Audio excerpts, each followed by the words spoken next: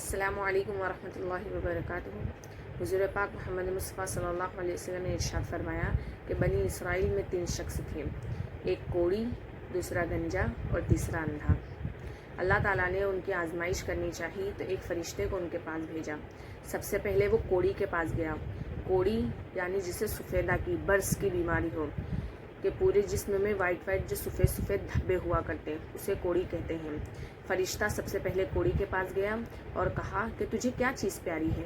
تو اس نے کہا کہ یہ بلا مجھ سے دور ہو جائے، مجھ سے جاتی رہے، کہ جس سے لوگ گھن کرتے ہیں اور مجھے اپنے پاس بھی نہیں بیٹھنے دیتے۔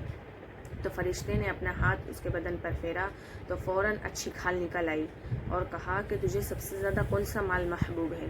تو اس نے کہا کہ اونٹ۔ اس زمانے میں جس کے پاس سب سے زیادہ جانور ہوا کرتے تھے وہ اتنا ہی بڑا بزنس مین اور امیر آدمی سمجھا جاتا تھا۔ تو فوراً فرشتے نے اسے گابھن اونٹنی دے دی اور کہا کہ اللہ تعالیٰ اس میں برکت دے۔ اسی طریقے سے وہ فرشتہ گنجے کے پاس گیا اور کہا کہ تجھے کون سی چیز پیاری ہے؟ تو گنجے نے کہا کہ میرے سر پر بال آ جائیں اور یہ بلا مجھ سے جاتی رہے، جس سے لوگ گھن کرتے ہیں اور مجھے اپنے پاس بھی نہیں بیٹھنے دیتے۔ اس فرشتے نے اس کے سر پر ہاتھ پھیرا تو فوراً اچھے بال نکل آئے اور کہا کہ تجھے سب سے زیادہ کون سا مال محبوب ہے؟ تو اس نے کہا گائے۔ تو فرشتے نے ایک گابھن گائے اسے دے دی اور کہا اللہ تعالیٰ اس میں برکت دے۔ پھر اسی طریقے سے وہ اندھے کے پاس گیا اور کہا کہ تجھے کیا چیز پیاری ہے؟ تو اس نے کہا کہ اللہ تعالیٰ میری نگاہوں کو درست کر دے تاکہ میں لوگوں کو دیکھ سکوں۔ فرشتے نے اس کی آنکھوں پر ہاتھ پھیرا تو اس کی نگاہیں فوراً درست ہو گئی اور کہا کہ تجھے کون سا مال زیادہ محبوب ہے؟ تو اس نے کہا کہ بکری۔ اسے فوراً گابھن بکری دے دی۔ کچھ عرصے کے بعد تینوں کے جانوروں نے بچے دیے اور اونٹوں سے اس کا جنگل بھر گیا اور اس کا گائے سے اور اس کا بکریوں سے۔ کچھ عرصے کے بعد فرشتہ پھر اسی شکل میں ان تینوں کے پاس آیا۔ سب سے پہلے کوڑی کے پاس گیا اور کہا کہ میں ایک مسافر ہوں اور میرا سفر کا سامان ختم ہو گیا ہے اور اب میرے پاس خدا کے اور سوائے تیرے کوئی سہارا نہیں ہے، تو میں اللہ کے نام پر جس نے تجھے اچھی رنگت اور اچھی کھال دی، میں ایک اونٹ کا سوال کرتا ہوں کہ تو مجھے دے دے تاکہ میں اپنے گھر تک پہنچ سکوں۔ تو اس کوڑی نے اسے دھتکار دیا اور کہا چل چل نکل، یہاں میرے پاس اور بھی بہت سارے حق ادا کرنے کے لیے ہیں، میرے پاس تیرے دینے کے لیے کچھ نہیں۔ تو فرشتے نے کہا کیا تو کوڑی نہیں تھا کہ اللہ تعالیٰ نے تجھے اچھی رنگت اور اچھی کھال دی اور تجھے مال اور دولت دیا؟ کیا تو مفلس نہیں تھا؟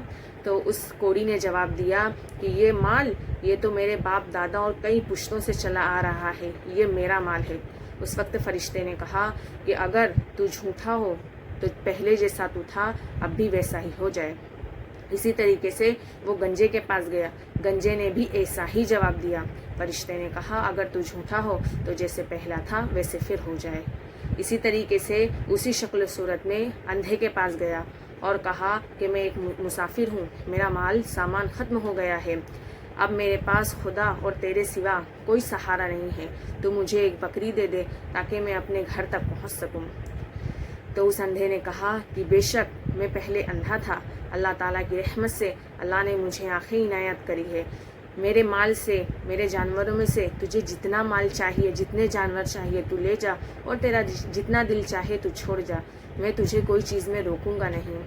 تو کہا فرشتے نے کہ ارے تو اپنا مال اپنے پاس رکھ، مجھے کچھ نہیں چاہیے، بس اللہ تعالیٰ کو تم تینوں کی آزمائش کا منظور تھی، تو وہ دونوں ناکام ہوئے اور تو کامیاب ہو گیا کہ تو نے اللہ تعالیٰ کی رحمت پر شکر ادائیگی کی اور اسے مانا، اور وہ دونوں اللہ تعالیٰ کی رحمت سے انکار کرنے لگے اور اللہ تعالیٰ کو انہوں نے ناراض کر دیا۔